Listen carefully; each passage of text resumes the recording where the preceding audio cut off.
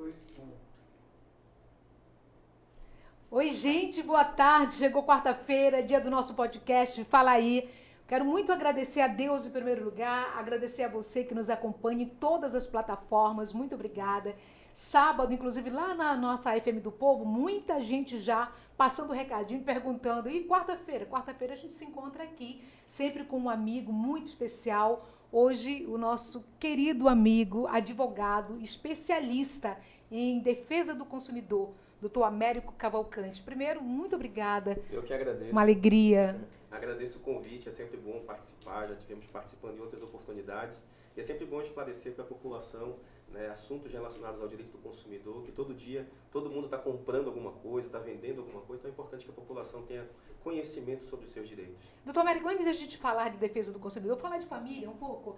Só aproveitar e mandar um abraço, portanto, para a sua família, agradecer. Claro, com certeza. Mandar um beijo para minha esposa, Raíza, Bernardo, que estão acompanhando de casa. E também, daqui a pouco está chegando o Joaquim, minha esposa está grávida, já está ali já com 38 semanas, a qualquer momento pode chegar mais um irmãozinho para o Bernardo e a gente está muito feliz. Que coisa boa. Agora, doutor Américo, é muito importante a gente falar aqui que a gente tem sonhos, né? A gente pensa, mas é Deus que acaba realizando, Claro. Né? O agir de Deus é fundamental. O senhor sempre pensou vivenciar esse mundo jurídico? Quando que começou esse desejo pelo direito na sua vida? Então, na verdade foi meu pai. Meu pai colocou essa ideia de fazer direito porque a gente teria várias oportunidades de concurso para fazer. Só que quando eu comecei a estudar, comecei a entender mais a área, eu entendi que eu queria advogar. Eu não queria concurso, eu queria advogar. Eu gostava da prática da advocacia. Então, quando eu comecei a estagiar na Defensoria Pública, comecei a atuar, na verdade, eu falei, eu posso fazer a diferença na vida das pessoas trazendo justiça. A gente vê tanta coisa errada, e eu falei, através do meu trabalho, eu posso levar dignidade para as pessoas, restaurar muitas vezes aquela ilegalidade que está acontecendo na vida de uma família, na vida de um consumidor, na vida às vezes até da nossa família, e através dos mecanismos jurídicos tentar trazer justiça, o mínimo de dignidade possível para as pessoas. Então, é uma forma de glorificar também a Deus com o nosso trabalho. Agora, doutor Américo, é muito importante a gente lembrar que em tudo a gente precisa conhecer um pouco mais os nossos direitos. Agora, porque quando você não conhece, você não pode cobrar aquilo que você não conhece. Então, é muito importante e é fundamental que a educação esteja cada vez mais fortalecida e que na sala de aula também os alunos já comecem a ter noções do que é o direito e do que é a obrigação, porque o direito está sempre, caminha sempre lado a lado a uma obrigação. O senhor também defende essa tese de que o conhecimento do ordenamento jurídico brasileiro já deveria estar lá na sala de aula? Com certeza, com certeza. A gente tem uma Constituição muito rica, com muitos direitos, garantias e deveres também. Então, muitas vezes, a gente até conhece algum direito, mas a gente se esquece do dever. E a gente tem a nossa cota de responsabilidade também junto à sociedade, né? A gente tem que contribuir com a sociedade. E a gente só começa a contribuir com a sociedade quando a gente tem essa dimensão, né, de até onde o Estado pode ir, onde é que é a minha responsabilidade, o que eu posso fazer para contribuir com a sociedade. Então, eu entendo que matérias principais, como direito constitucional, noções básicas de direito, seria interessante você incluir na grade curricular da escola, para que esse cidadão ele comece a crescer e ter um entendimento de como funciona até mesmo a sociedade. A questão da função dos deputados estaduais, deputados federais, vereadores, o prefeito, e aí você poder cobrar a população, essas pessoas que estão exercendo esse cargo eletivo de uma forma mais correta. Porque muitas vezes a gente vê que as pessoas não sabem exatamente a função de cada cargo, né? Então eu acho que esses princípios do direito constitucional eles precisam estar inseridos na grade curricular da escola. E a gente cresce ouvindo muitas, o senso comum, as pessoas não têm senso crítico, e muitas vezes, se a gente não tem essa noção do nosso papel, a gente também passa a ser uma população muito alienada. Isso também dificulta a gente cobrar aquilo que é o nosso direito. Com certeza, porque todos nós somos agentes de transformação. Nós somos agentes de transformação na nossa realidade, no nosso núcleo, ali no nosso bairro, na nossa comunidade, na nossa escola, no nosso ambiente de trabalho. E eu só consigo levar essa transformação se eu consigo entender meus direitos, minhas garantias, meus deveres, se eu consigo entender como a sociedade funciona, né? Como é que a roda gira, né? Não é só saber que ela está girando, eu preciso saber quais são os mecanismos que foram utilizados para aquilo acontecer, para que eu possa, de uma forma eficaz, ajudar a sociedade. Eu acho que esse espírito público que muitas vezes a gente só lembra, às vezes, na época da campanha política, a gente está no ano político, mas essa responsabilidade ela é de todos. Ela é minha, é da deputada, é de toda a população ter esse conhecimento para que todos nós possamos juntos, né, ter uma sociedade mais justa e mais igualitária. Agora vamos falar de um dos nossos direitos, que é o direito enquanto consumidor. Essa legislação que a gente vai colocar aqui, lá da década de 90, ela trouxe para a gente uma importância muito grande para a gente se reconhecer. Por que a gente está falando sobre o papel da educação, as noções básicas do direito na grade curricular de um aluno? Porque exatamente a gente não pode nem se ver como consumidor se a gente não se entende dessa forma. E aí a Lei 8.078, de 11 de setembro de 1990. É até importante lembrar que a gente está falando de setembro, o mês que a gente pode falar de aniversário do Estatuto do Código de Defesa do Consumidor, muito pertinho também do mês de agosto, que é o mês do advogado. Sim, sim. 11 de agosto, não é? Isso, correto. Queria que o senhor pudesse falar um pouco a respeito dessa legislação. Eu acho que é importante até a gente ler o artigo, como já está aqui mencionado, né? O Sim. consumidor é toda pessoa física ou jurídica que adquire ou utiliza um produto ou um serviço. Muita gente, às vezes, entende que o consumidor é só aquela pessoa que compra um produto, um arroz, uma farinha, mas se você compra um serviço, o que é um serviço? Olha, eu estou contratando uma pessoa para vir pintar a minha casa. Eu estou contratando um curso online. Hoje tem muita gente vendendo Sim. curso online. O curso online também ele se encaixa no serviço e acaba se encaixando no... Você acaba sendo um consumidor ao adquirir esse produto. Então, o consumidor não é só aquela pessoa que adquire um produto também. É aquela pessoa que ela de alguma forma, ela é impactada de acordo com aquela relação. Por exemplo, eu estou num supermercado, eu vou comprar um arroz, eu vou comprar e ali, por alguma situação, eu acabo me escorregando numa poça d'água que tem ali no supermercado. E aí eu não comprei nada, acabei me machucando. Mas essa situação, esse ato ilícito que foi ocasionado, ele vai ser realizado e vai ser todo moldado através do Código de Defesa do Consumidor. Por quê? Porque minha motivação ali é do consumo. Eu estava dentro de um ambiente onde eu iria consumir um objeto. Então o consumidor é quem compra, quem está nesse meio, quem compra um produto, quem compra um serviço. E inclusive a pessoa jurídica também. Hoje a gente tem muito MEI, né? Tem muitos empreendedores Sim. começando nessa caminhada. Então o CNPJ ele também pode ser considerado um consumidor, desde que o que ele está comprando, adquirindo, seja com a finalidade de uso e não com a finalidade de revenda. Então vamos supor aqui, eu tenho uma empresa, tenho uma MEI, eu tenho uma unidade consumidora de energia vinculada ao meu CNPJ. A energia, eu não vou vender energia, eu vou utilizar para o meu estabelecimento. Então eu sou um consumidor também, o CNPJ ele também pode ser um consumidor. Agora, doutor Américo, o indivíduo, ele só se vê como cidadão quando ele tem a sua cidadania respeitada. E nesse caso do consumidor, porque muitas vezes a gente acaba comprando gato por lebre, esse é o ditado, né, gente? Esse é o ditado popular. E muitas vezes o consumidor diz, eu não vou fazer uma queixa, eu não vou lá numa delegacia do consumidor, porque eu não acredito que isso vá dar algum resultado. Ele precisa, primeiramente, fazer o quê? Isso é um grande problema, porque muitas pessoas acabam, não vai dar em nada, não vou fazer. Às vezes a pessoa não sabe nem até onde se socorrer. Então, a primeira coisa que a gente precisa ter em mente é que a gente tem, né, o Código de Defesa do Consumidor, que é uma legislação voltada justamente para essas relações. E a gente também tem um PROCON, que é gerenciado pela Prefeitura Municipal de Manaus.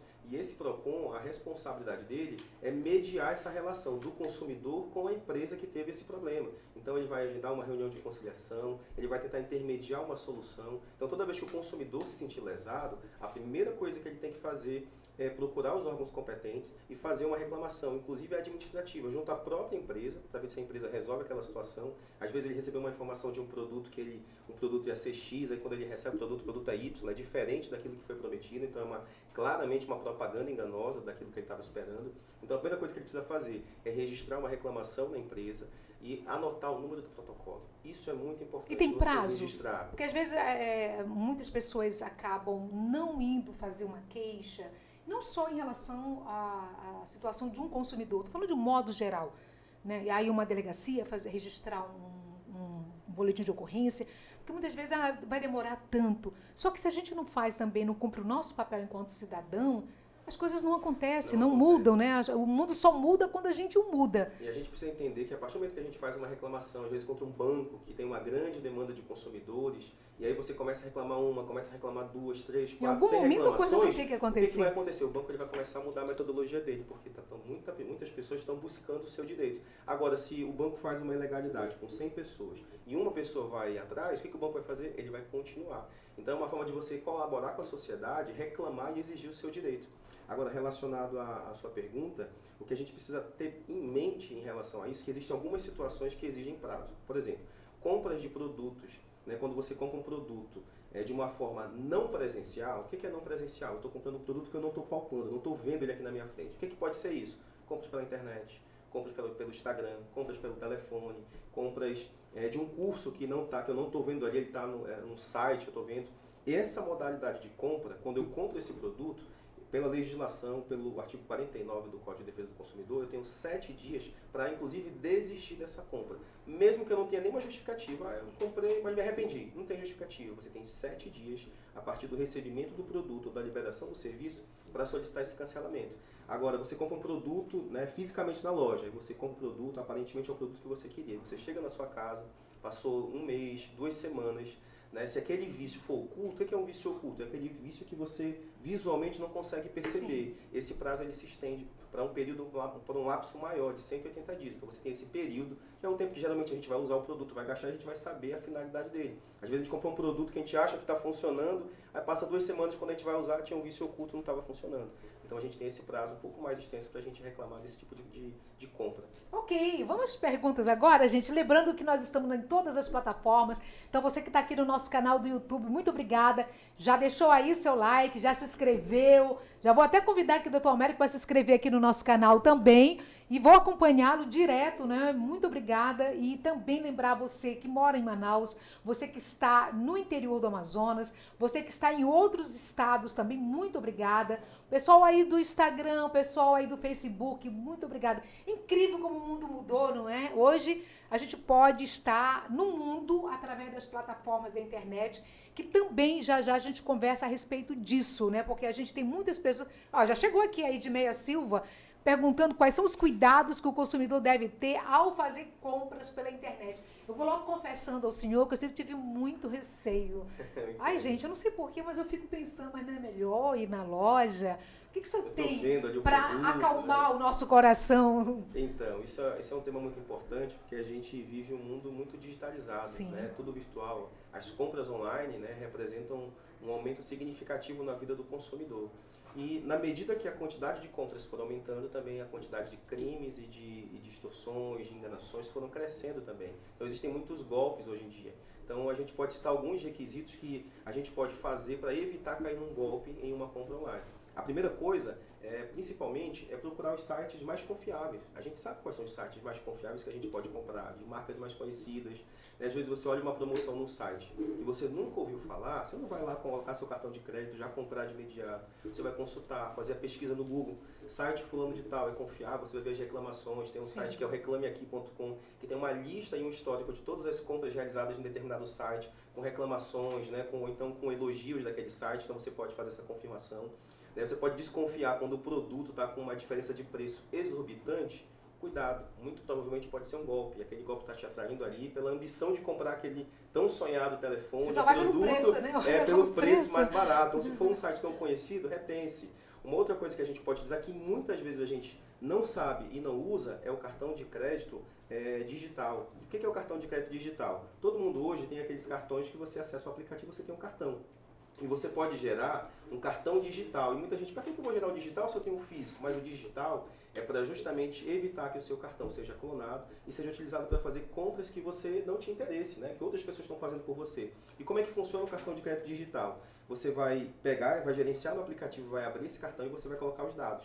O que acontece? Aquele cartão, aquele código de segurança, a numeração do cartão vai ser fixa, mas o código de segurança, a toda compra ele vai mudar. Então, se a pessoa clonar aquele cartão de crédito, o que vai acontecer quando ele for fazer uma nova compra? Ele não vai ter o código de segurança que foi gerado no aplicativo. Uma segurança, então, você não vai ter o risco de entregar seu cartão físico, colocar os dados do cartão físico, ficar em definitivo naquele site e, de alguma forma, né, eles conseguirem acesso às informações para começarem a fazer essas compras ou clonarem o seu cartão de crédito. Então, são alguns requisitos que a gente consegue verificar para impedir de ser enganado nesses sites. Né? Tem que ter muita atenção. Já é uma boa dica. Até porque o mundo ele mudou, como o senhor bem coloca, a gente está vivendo um mundo muito digital. E a pandemia acabou acelerou muito isso. Eu acho que talvez o que nós vivemos hoje, a gente deveria viver assim, numa década. Em alguns anos, mas a gente teve que correr. É como se o mundo tivesse acelerado e a gente precisou correr.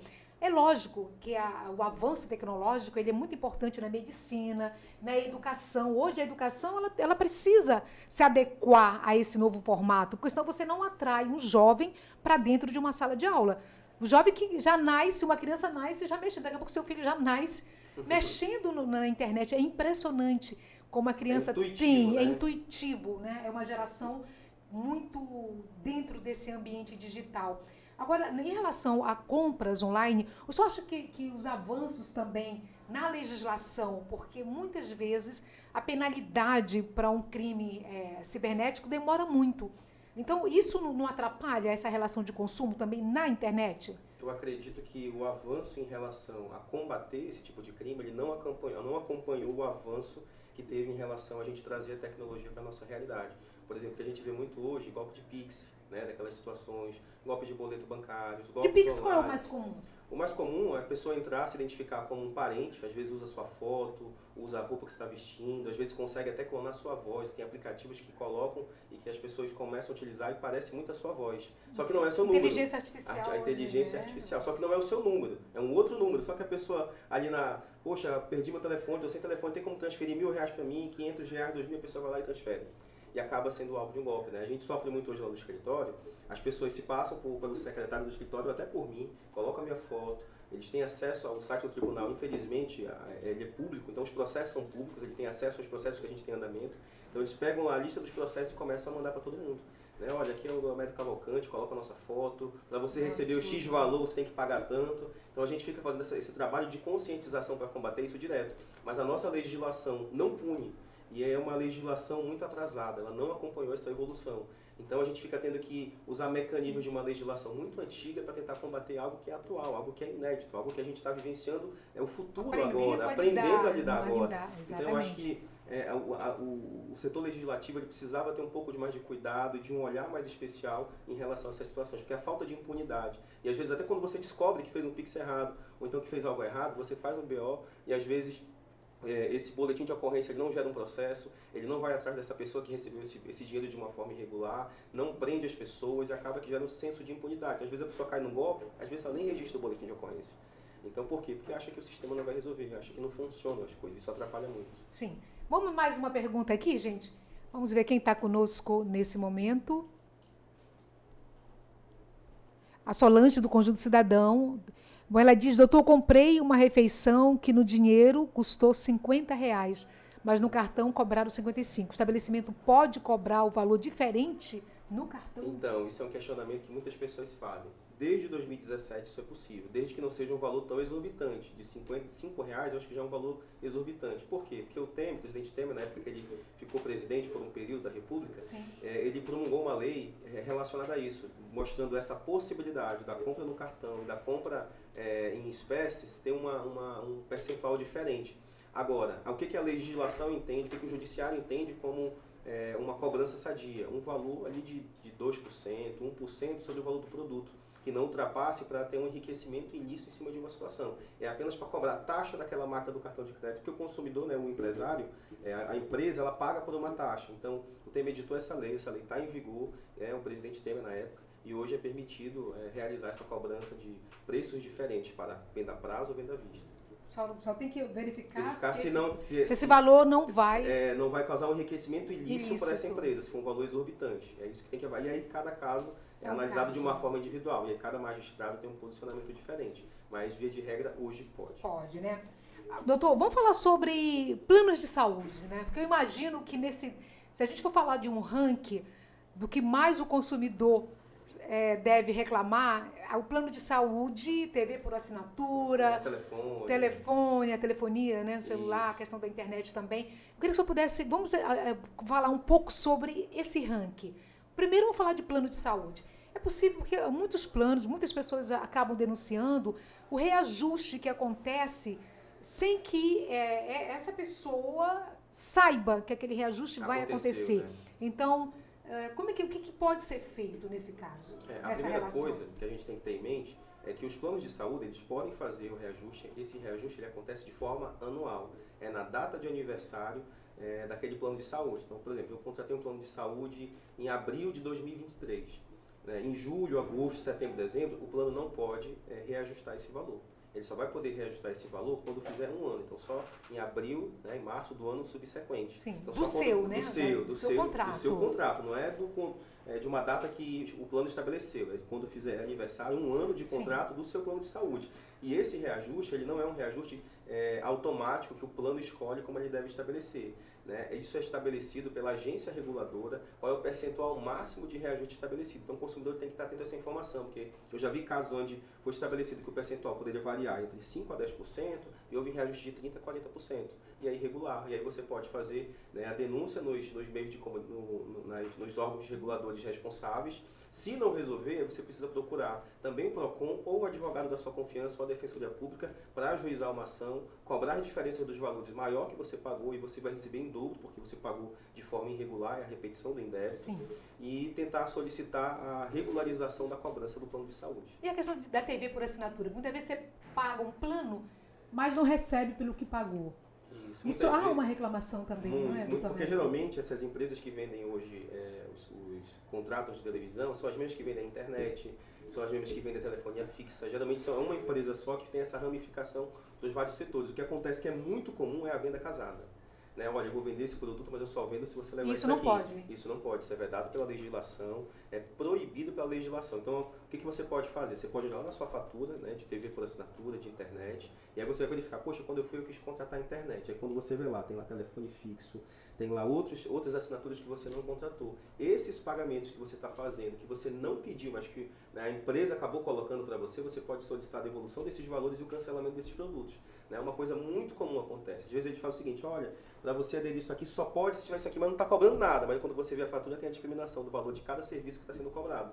Então muitas vezes o consumidor, por não estar atento a isso, acaba pagando por um serviço que não está utilizando e que não solicitou. Agora, doutor Mérico, o senhor tem, além do senhor, no seu escritório, outros colegas também, né? O senhor faz ali uma consultoria. Como é que posso falar em relação ao mercado? Porque o advogado ele é muito procurado porque ele vai ganhando causas, né? Isso. Assim como você procura um médico, eu vou lá olhar lá a referência do médico, alguém que vai fazer uma cirurgia e precisa realmente olhar. Isso também acontece na advocacia, né? Você procurar alguém para lhe defender, alguém que realmente acaba se estabelecendo no mercado com boas causas e defendendo muito bem os seus clientes. Queria que o senhor pudesse falar dessa equipe também que está com o senhor. Entendo. Eu acho que a relação do advogado com o cliente é uma relação de confiança. E essa relação de confiança você consegue com o tempo.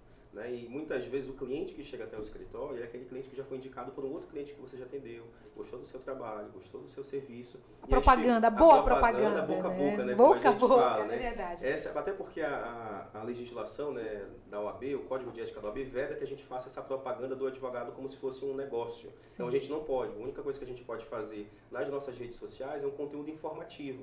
Então a gente até faz, às vezes, um conteúdo informativo, mas é tanta vedação para que não vire um comércio, você começar a conquistar cliente, que a gente optou por mais focar nos nossos clientes, trabalhar naqueles clientes que já confiam no nosso trabalho e automaticamente eles vão trazendo outros clientes para o escritório. Nós temos mais 2 advogadas no escritório hoje em dia e temos mais 2 advogadas parceiras que trabalham com a gente.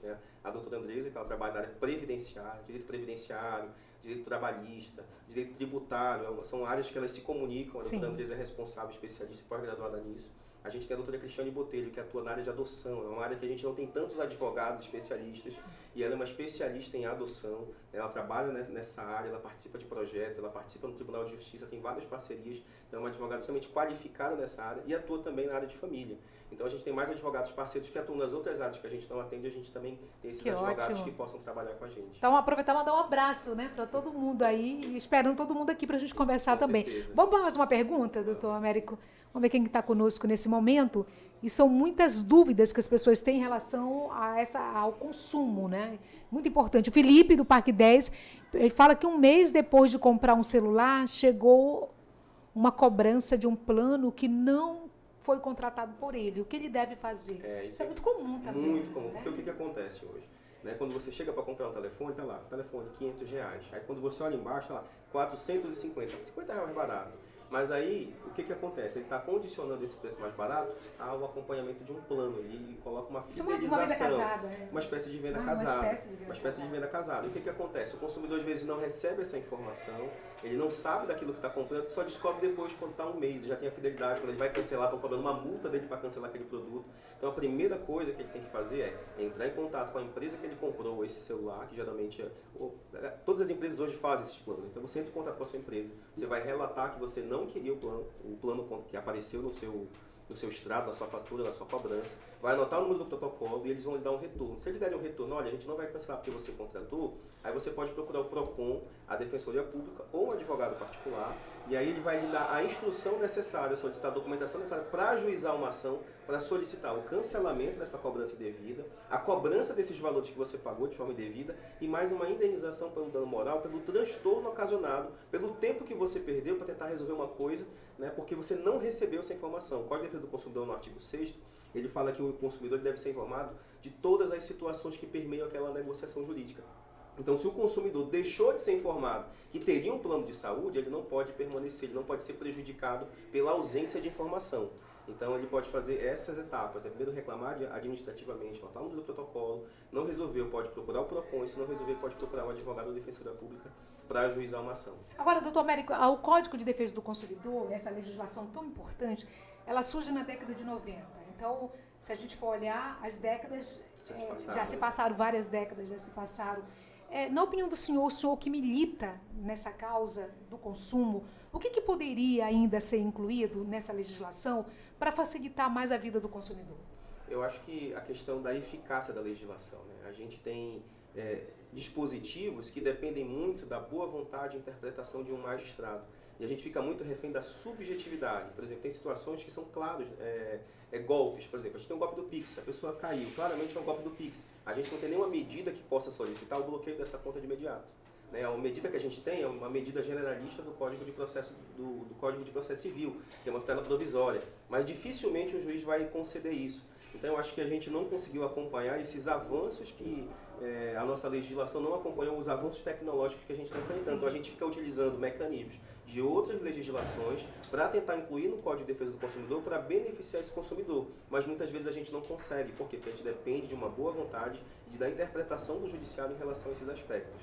Porque a lei boa é lei cumprida, né? Então se você tem ainda algumas aberturas que não são possíveis de você atravessar, porque falta uma legislação específica, isso dificulta também. Muito. Mas uma coisa o importante, entendimento. assim como a gente tem coisas que faltam ser incluídas, tem situações que foram incluídas há pouco tempo pelo setor legislativo, que muita gente não conhece, né? Existe a lei do superendividamento, que é lei, mas essa lei, na verdade, ela é um acréscimo ao Código de Defesa do Consumidor, que é de 2021.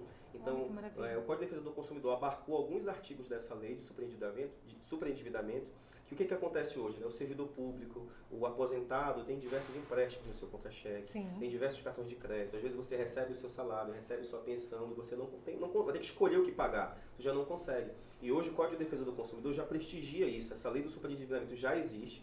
E o que ela privilegia? Né? Que o consumidor ele não pode ser penalizado pela ausência de explicação, né, das financeiras em relação ao aumento da contratação de um empréstimo consignado, por exemplo, ou de um outro empréstimo. Então, o que ele possibilita? Ele possibilita limitar os descontos que acontecem no seu contra-cheque, visando o que é a dignidade da pessoa humana. Eu já tive clientes, por exemplo, que eles recebiam R$3.000 e eles pagavam de empréstimo R$2.200. Né, quase 80% do que recebia. E aí a gente conseguiu uma liminar através dessa lei para que os descontos fixassem 35%, que é o teto estabelecido para empréstimo consignado, e a partir disso o consumidor poder negociar com o banco uma nova forma de pagamento, daquela forma que não vá prejudicar o seu sustento do seu dia a dia. Então é uma lei que pouca gente usa, que muita gente não conhece, mas é uma lei que já é possível utilizar, claro que tem que ser analisado o caso de forma individual, mas é uma lei que é possível a gente utilizar e que tem ajudado muitas pessoas a sair do sufoco. Né? Hoje está tudo muito caro, né? Sim.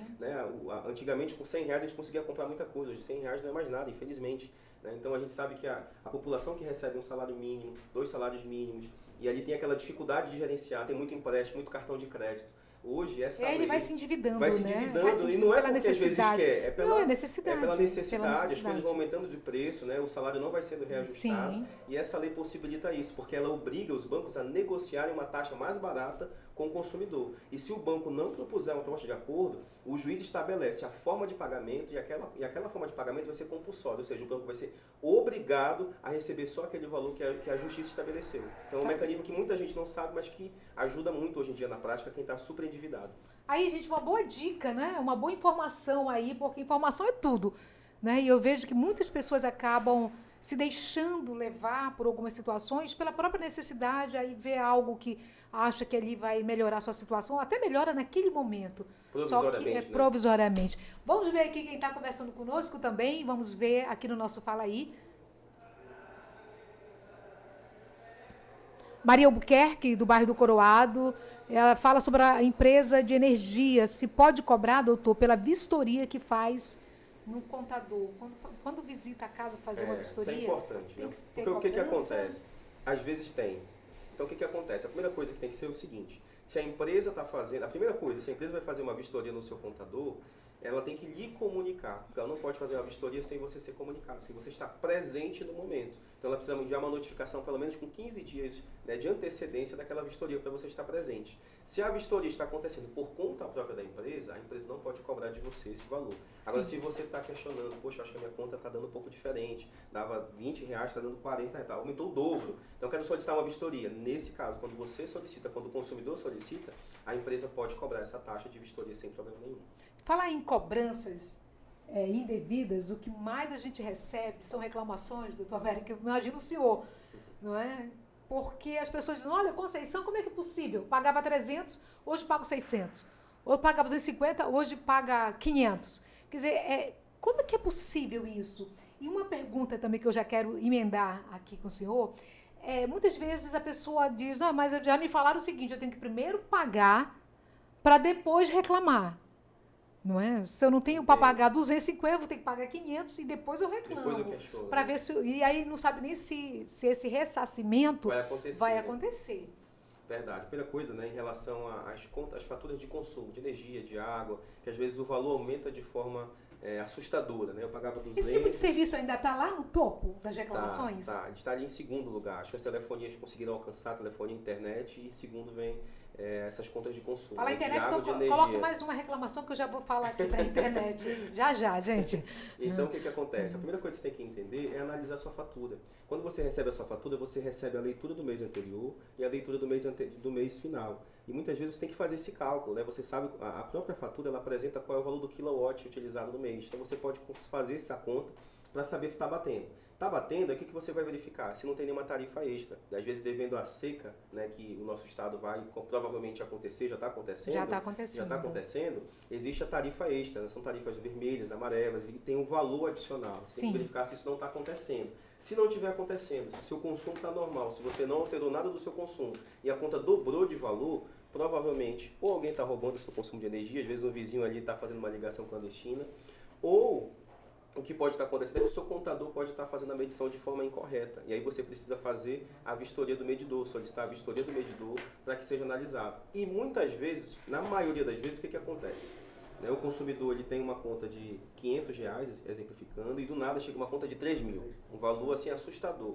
E às vezes a pessoa fala assim, poxa, mas eu não usei 3 mil reais. Só que quando você vai analisar a conta de consumo, aquilo que está sendo cobrado é uma multa por desvio de energia elétrica. Muitas vezes a gente não sabe, mas a nossa conta, às vezes a gente aluga uma casa, compra uma casa, a gente não checa essa questão da energia, e aí o antigo inquilino, o antigo proprietário tinha feito lá um desvio de energia, o popular gato, né? Sim. E aí quando a Manaus Energia, na empresa de água ou de energia, descobre isso, ela pode cobrar o retroativo dos últimos 12 meses. E às vezes esse valor exorbitante que aparece nada mais é do que a cobrança do retroativo, né, desse valor que foi acumulado desse desvio de energia elétrica. Só que, claro, esse desvio de energia elétrica precisa ser comprovado, você precisa estar presente. O nome do dispositivo que eles precisam assinar é o TOI, é o Termo de Ocorrência e Inspeção. O consumidor tem que estar presente no momento da confirmação disso e você precisa assinar. Se você não assinou, não esteve presente ou não foi notificado dessa visita, tem como anular essa cobrança e anular esse valor também. Agora, nesse caso de você precisar primeiro pagar para depois reclamar, Sim, isso sim. é fato? Isso... Não necessariamente, né? É claro que se você tiver condições de pagar primeiro para depois resolver, isso vai poupar um pouco do seu trabalho. Agora, a gente sabe que tem pessoas que não têm condições de realizar esse pagamento, né? Esse pagamento de imediato. Então, o que você pode fazer? A primeira coisa é gerar um procedimento administrativo na própria concessionária. E aí você vai alegar para ela o seguinte, olha, chegou essa conta de energia, eu pagava 200 e agora está 500. Então, você vai registrar uma reclamação. Enquanto essa reclamação está em andamento na concessionária, a sua fatura fica suspensa por determinação da ANEEL. Então, enquanto o processo administrativo estiver em andamento, você não pode ser cobrado por essa conta. E aí, depois dessa avaliação que a empresa vai lhe dar desse retorno, ela vai te explicar por que está esse valor. E aí, vai ter que analisar o caso de forma individual, né? Se foi um desvio de energia, ou se foi uma cobrança excessiva. E se você não concordar com isso, você pode procurar o PROCON para solicitar uma mediação para tentar resolver esse problema. E não resolvendo, aí realmente tem que partir para a via judicial. Ou procurar a Defensoria Pública ou um advogado particular. Doutor Américo, aqui o Alexandre está fazendo uma pergunta aqui sobre os medidores aéreos. Como é que ficou essa situação? O que acontece, na verdade, né? Estava tendo uma discussão muito grande, porque esses medidores foram feitas algumas perícias e encontraram que alguns medidores estavam realizando um consumo maior do que de fato aquele imóvel estava registrando.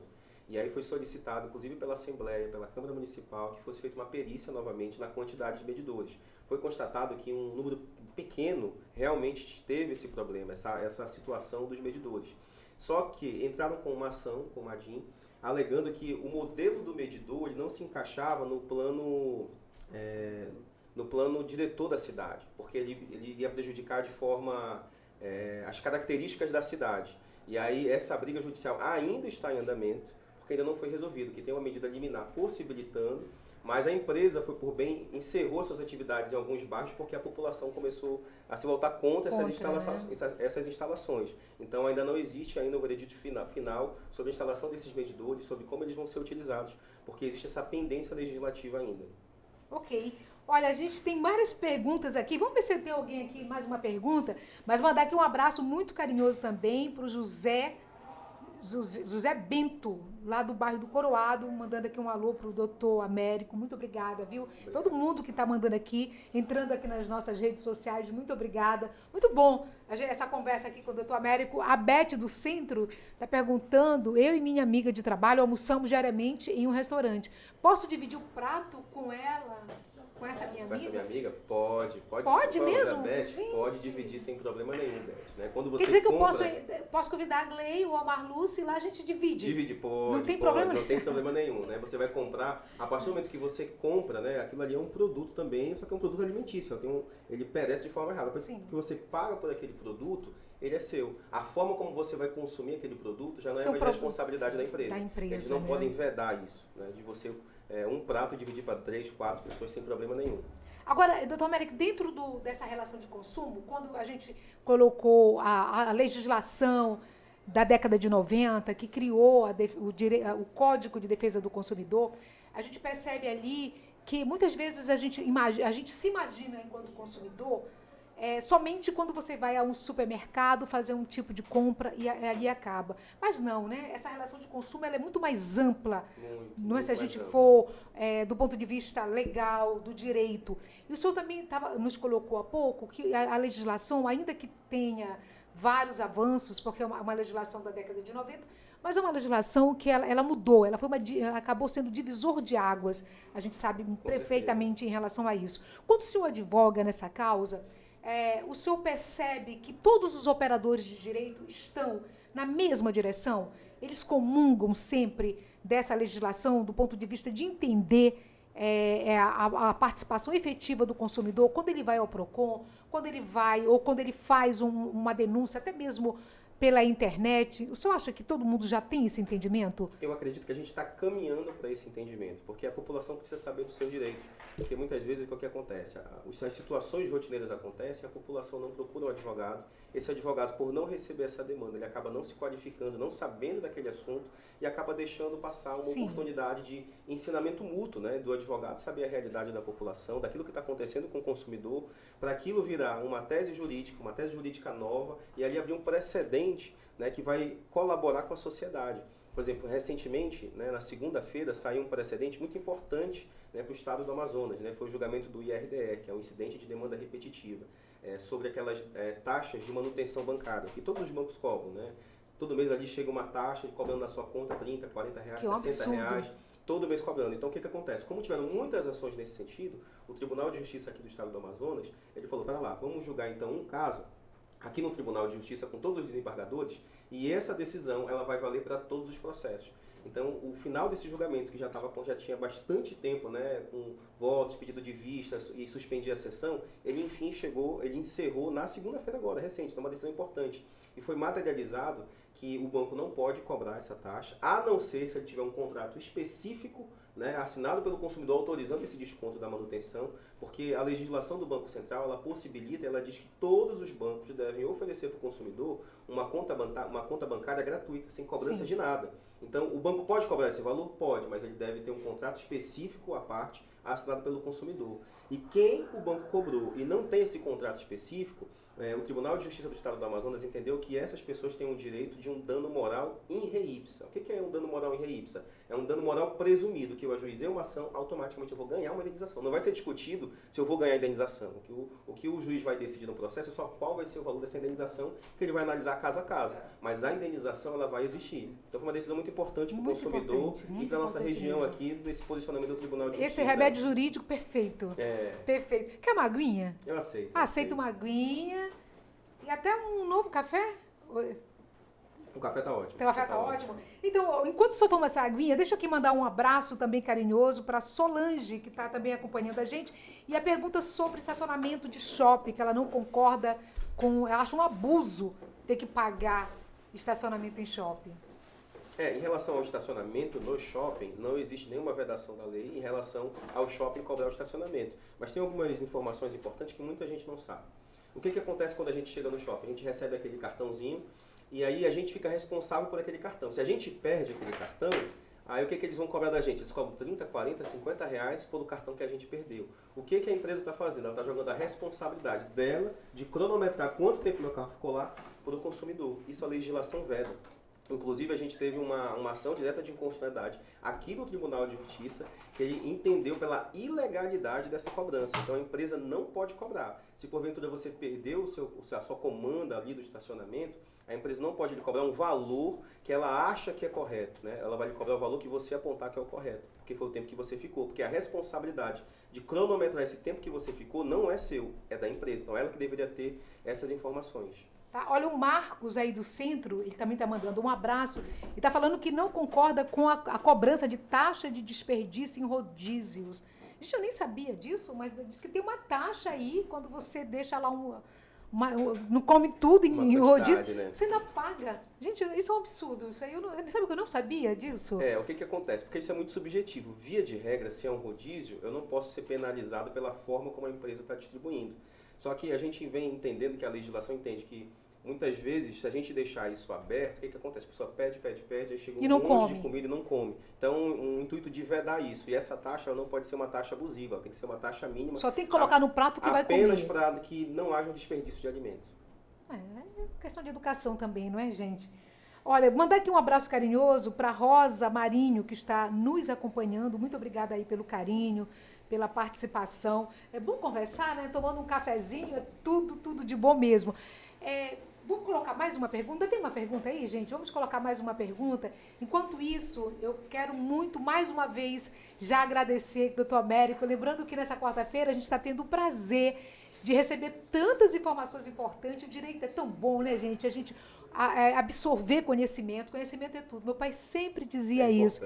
Conhecimento é o único tesouro que ninguém consegue te tirar. Ao contrário, você multiplica quando você passa o seu conhecimento para outras pessoas. O senhor entende dessa forma Entendo, também? entendo também. Entendo que é uma via de mão dupla, né? Quem ensina, quem está aprendendo, a gente aprende também, né? Acho que a gente precisa ter humildade para reconhecer que ao momento que a gente está ensinando alguém, a gente também está aprendendo, a gente está sendo ensinado.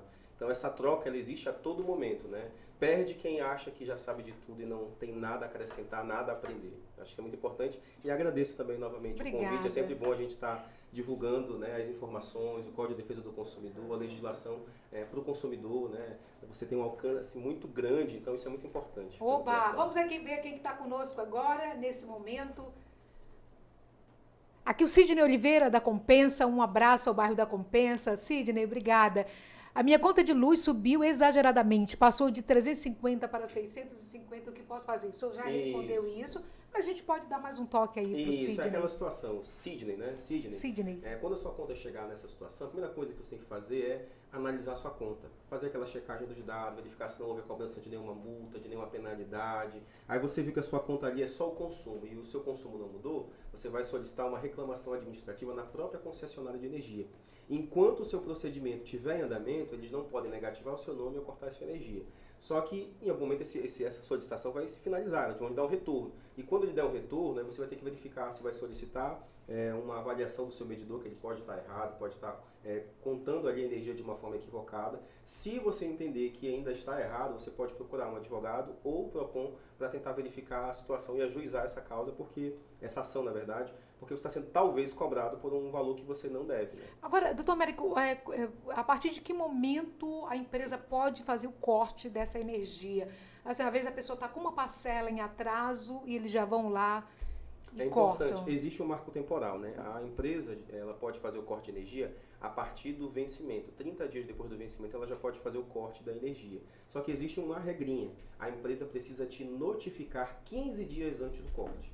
E muitas vezes elas não cumprem isso. E quando não cumprem isso, você tem direito a uma indenização se você não foi avisado. Porque eles descumpriram a lei. Porque quando você é intimado 15 dias antes, você, poxa, posso me organizar, pagar Me minha preparar conta, me preparar, isso. porque a energia ela não é um produto qualquer, é um produto essencial para o nosso dia a dia, para o nosso cotidiano. Então você tem que ser comunicado. Só que o que muitas vezes a concessionária de energia faz? Você tem ali uma conta atrasada, e aí no mês seguinte vai chegar uma nova conta. A notificação está dentro da conta. Às vezes chega lá na conta, a notificação, aviso de corte, 15 dias, ela tem possibilidade, tem validade. Por isso que todo mês você precisa analisar a sua conta. Se você vê lá o comunicado por lá que já está os 15 dias contando, você pode honrar esse pagamento para evitar. Agora tem um ponto interessante também. Do vencimento até o corte, a empresa tem 90 dias. Então vamos supor que eu tenho uma conta que ela venceu em janeiro e a empresa pode fazer esse corte até final de março. São 90 dias. Se eu não fiz até março, passou abril, ela já não pode mais cortar essa minha conta de uma conta de janeiro. Né, porque eu já paguei outras contas, as contas já estão em dia, então existe uma proibição na legislação que impede esse corte. Então se você sofreu um corte de energia de uma conta de 1 ano atrás, totalmente equivocado. De 6 meses atrás, está totalmente errado. Você pode procurar um advogado ou defensora pública, exigir a religação da sua energia, inclusive uma indenização pelo transtorno ocasionado. Ainda que você não tenha pago essa conta, porque eles não respeitaram o procedimento correto de realizar esse corte. Muito bem. Então, Américo, querido amigo, muito obrigada. Eu Foi uma alegria essa tarde com o senhor, tomando esse cafezinho, conversando. Deus abençoe sua família, a chegada do seu novo filho. Filho.